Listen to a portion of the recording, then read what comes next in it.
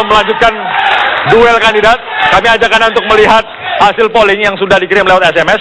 Kita lihat tayangan berikut, angka yang tersedia. Silakan. Baik, ini dia. Bung Didi 18,13%. Baik, kemudian dari Golkar 33,26%, dari Gerindra 1,65%, PKS 20,20%, dan dari PDIP 26,78%. Masih berubah angka ini. Kemudian sekali lagi, apa yang Anda kirimkan tidak akan mengubah apapun, tetapi Anda memiliki concern terhadap apa yang mereka sampaikan. Mari kita dengarkan Pak Zainuddin, silakan. Ya, jadi pembebasan Corby itu saya sungguh tidak habis pikir, karena sungguhnya itu seharusnya bukan menjadi prioritas bagi pemerintah untuk memberikan pembebasan bersyarat terhadap Corby. PKS suaranya yang seharusnya menjadi prioritas adalah bagaimana kemudian menangani bencana alam, para pengungsi di Sinabung, kemudian ini kan urusannya Manado dengan dan hukum. di daerah-daerah lain. Apa real Anda di situ kalau PKS kemudian tidak bersuara cukup? Terkait dengan hukum, itu juga yang harus diperhatikan adalah bagaimana dibawa lembaga, institusi hukum, mulai dari tingkat pengadilan negeri sampai dengan Mahkamah Agung, yang telah membuat putusan yang tegas, bahwa mereka kemudian tegas sebagai prinsip untuk menjaga penegakan hukum, sekaligus meyakinkan kepada masyarakat bangsa ini bahwa narkoba itu adalah musibah bagi bangsa. Pertanyaannya adalah apakah Anda mampu meyakinkan DPP untuk bersuara lebih keras di DPR? Oh iya, kalau kita lihat selama ini PKS ya apa yang tidak bisa untuk dikomentari oleh PKS, dan kami meyakini bahwa setiap yang kami lakukan itu berdasarkan dari analisa, pertimbangan, dan keyakinan bahwa itu ada sesuatu. Walaupun PKS berkoalisi dengan Partai Demokrat. Dalam hal penegakan hukum, itu bukan masalah koalisi atau tidak, tapi hukum harus kita tegakkan, hukum harus berada di garda depan sebagai panglima bagi bangsa ini. Oke, catatan Anda sudah. Silakan Pak Junimar. Jadi begini, kalau kita bicara hukum, tentu kita bicara keadilan dan kepastian hukum. Ya, keadilan dan kepastian hukum. Nah, satu hal, dengan diberikannya keringanan terhadap Corby ini, kepastian hukum di Indonesia sudah tidak punya kepastian. Hukum sudah tidak punya wibawa di Indonesia. Ya, tidak punya wibawa. Karena yang pertama, ya, seseorang disebut bersalah tentu melalui putusan pengadilan. Yang kedua, tentu ada pengakuan. Nah, pertanyaannya, sampai saat ini, detik ini, yang namanya Corby tidak pernah mengakui bahwa dia melakukan perbuatan itu. Ya, tidak pernah mengakui. Ini kita harus catat. Tidak pernah diakui. Nah, pertanyaan kedua, dengan dasar tidak pernah ada pengakuan itu, kok bisa diberikan keringanan hukum dengan cara memberikan gerasi? Ini ada apa sebenarnya? Nah, yang ketiga, saya nanti, ya, apabila Tuhan mengizinkan, duduk di Komisi 3, yang pertama akan saya minta agar setiap putusan hakim itu mencantumkan apakah si terdakwa ini bisa diberikan hak hukum seperti gerasi, amnesti, atau abolisi. Ini perlu sekali. Ini kayaknya yang empat ini kagum-kagum lihat Pak Junimar ngomong ini. Nah, ini, ayo. Anda mau komentar? Begitu. Ya, karena begini. Tujuan hukum ini, masalah kepastian hukum ini adalah masalah yang paling sentral dan betul-betul harus dikedepankan. Oke. Ya. Jadi begini. Jadi saya sepakat dengan Pak Girsang.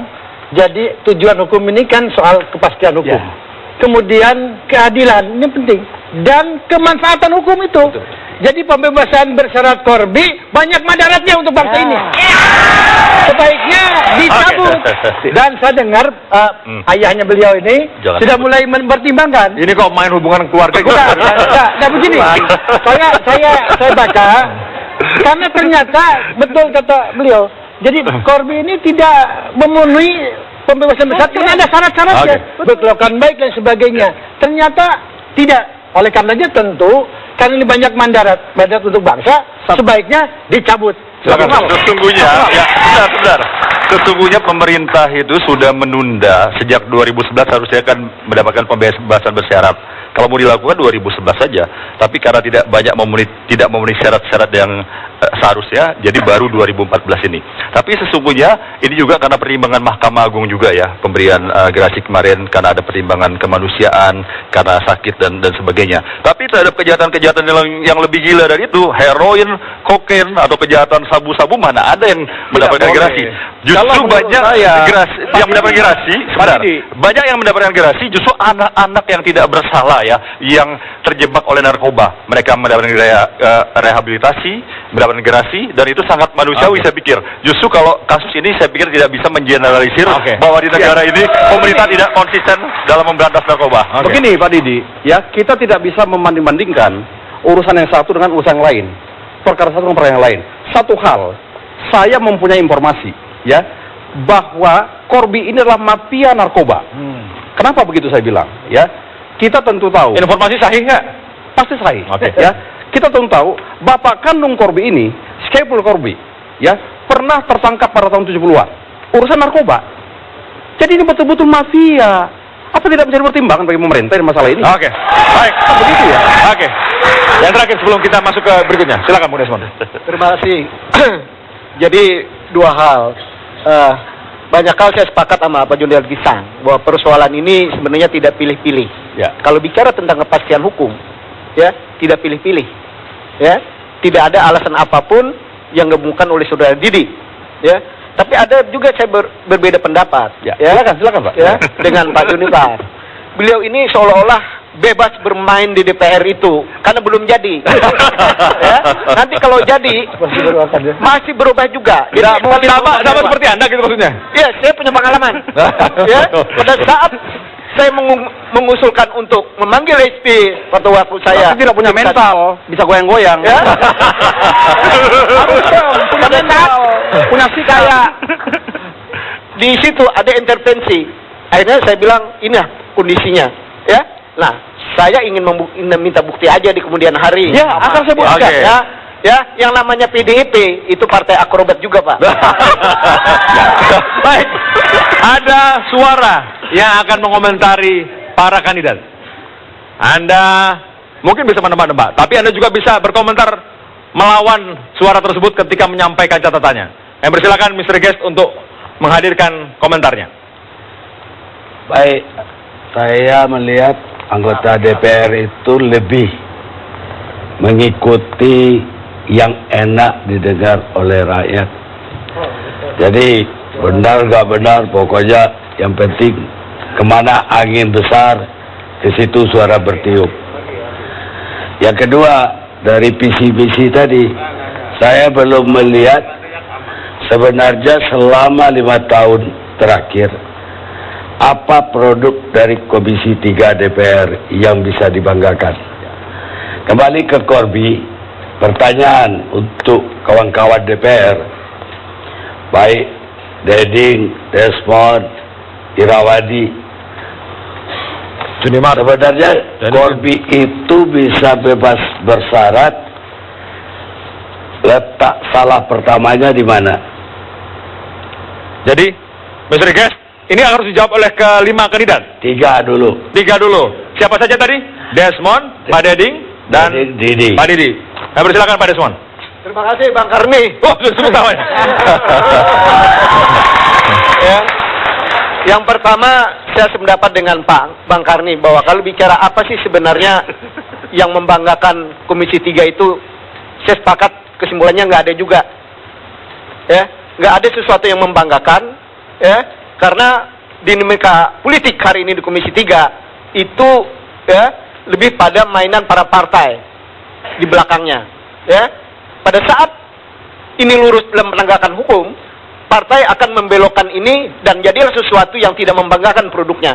Ya, misalnya dalam kasus undang-undang ya KPK yang dicabut, ini kan tiba-tiba semangatnya dulu sama, ya, tiba-tiba ada partai yang berubah akhirnya batal. Ya, inilah persoalan-persoalan yang hari ini kalau dibilang bahwa produk Komisi 3 tidak membanggakan, ya, kalau sudah bicara keterkaitan dengan kebijakan partai, segala yang ideal hilang. Pertanyaan tadi adalah tentang Corby. Ya. Bagaimana ini? Ya, Langsung. kita sepakat dengan Pak Karni. Kalau bicara syarat-syarat, Ini pasti Pak Karni betul, yakin?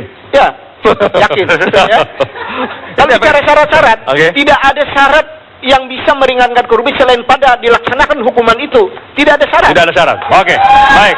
Pak Deding, silakan. Jadi kan Corby ini bisa dilacak ya. Bagaimana proses hukum dalam konteks kejahatan yang dilakukan oleh Corby. Jadi selain Corby ini istimewa sekali, karena selain Presiden juga memberikan gerasi, yang sebetulnya rekomendasi dari MA ini tidak. Tapi karena hak prerogatif Presiden terus lakukan itu. Padahal publik itu tidak setuju, keberatan, menolak dan sebagainya, terus lakukan. Yang kedua, juga Corby mendapat remisi dan sebagainya. Sehingga dengan pembebasan bersyarat ini tinggal lenggang kaki. Tapi apa dalam konteks komitmen kita pemberantasan narkoba itu? Ini sangat paradoksal begitu. Oke. Jadi sangat berbahaya dan mengendala begitu. Jadi publik ini tidak percaya kepada kita semua, kepada pemerintah terutama. Apakah serius enggak? Sungguh-sungguh. Jadi sebetulnya pemerintah karena polisi ini kebijakan bisa saja menunda, menahan pembebasan bersyarat ini. Kalau pemerintah sensitif, responsif terhadap tuntutan publik. Ya, sebelum saya jawab soal Corby, bahwa kalau mari kita buka catatan betapa banyak gerasi itu justru diberikan kepada anak-anak tidak berdosa, korban para bandar-bandar ini. Mayoritas diberikan pada mereka-mereka. Dan terhadap bandar-bandar besar narkoba ya, bandar heroin, bandar kokain tidak satupun yang mendapatkan gerasi dari pemerintah. Sehubungan dengan Corby ini tentu Presiden telah meminta pertimbangan dari Mahkamah Agung. Mahkamah Agung dengan pertimbangan kemanusiaan, bahwa sakit-sakitan, bahwa telah berkelakuan baik, itu adalah pertimbangannya. Nah, kalau ini tidak dibawa ke ranah politik ya, apa yang dilakukan terhadap Corby, menjawab pertanyaan Bang Karnilias ya, Bang One, bahwa yang dilakukan ini sudah sesuai aturan hukum yang ada. Karena yang bersangkutan telah menjalani 2/3 masa hukumannya. Bahkan pemerintah yang saya katakan tadi, sejak 2011 tidak secepat itu memberikan pembebasan bersyarat. Bukankah di sini komitmen pemerintah masih terlihat bahwa tidak semudah itu? Cuma karena ini dibawa ke ranah politis itu akan sangat sulit. Tapi kalau kita konsisten bahwa penegakan hukum ini dilakukan oleh pemerintah, bahwa ini diberikan mandat oleh undang-undang, diberikan hak oleh undang-undang, saya pikir tidak ada yang salah yang dilakukan.